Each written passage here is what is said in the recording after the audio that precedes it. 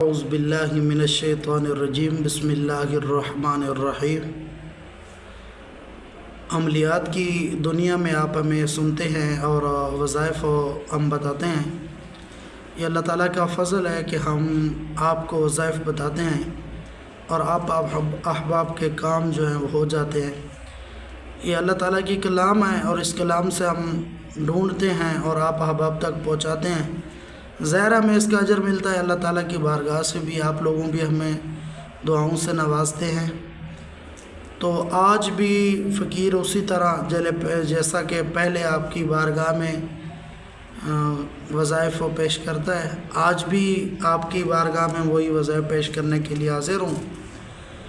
دیکھیں کہ کچھ معاملات رشتے میں آتے ہیں جو رشتے کی بندش بنے ہوئے ہیں۔ رشتہ جو ہے وہ مل نہیں رہا، جہاں پہ جاتے ہیں بس ایسی لڑکی ملتی ہے جو بندے کو پسند بھی نہیں آتی، ایسی لڑکیاں ملتی ہیں جو پورے علاقے میں مشہور زمانہ ہوتی ہے، کوئی ٹک ٹاک پر وائرل ہے، کوئی کسی چیز پر، کوئی کسی چیز پر۔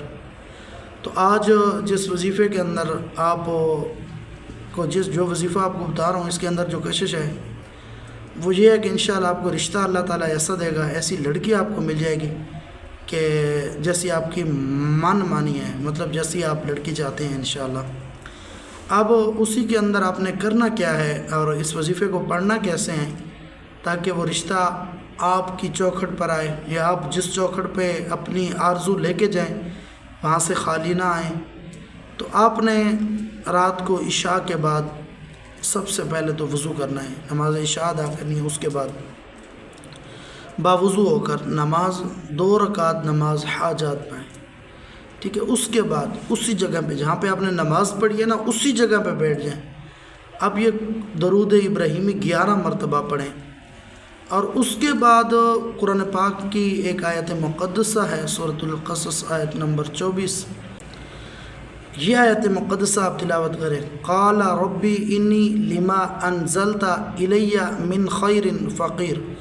یہ آیت 121 مرتبہ، اور اس کے بعد پھر درود ابراہیمی پڑھنا ہے۔ درود ابراہیمی 11 مرتبہ پڑھ کر یہ دعا کرنی ہے کہ مولا مجھے نیک رشتہ عطا کر، نیک بیوی سے نواز دے، اور اسی کے ساتھ ساتھ نماز پنجگانہ کی پابندی کریں، اور اسی کے ساتھ ساتھ اپنے والد والدہ کی خدمت بھی ضرور کریں۔ انشاءاللہ ماں باپ کی خدمت کریں گے، اللہ کی کلام سے ایک وظیفہ پڑھیں گے تو انشاءاللہ ضرور آپ کو وہ رشتہ ملے گا جس کی آپ چاہت میں ہیں۔ اللہ تعالیٰ آپ کو حامی و ناصر ہو۔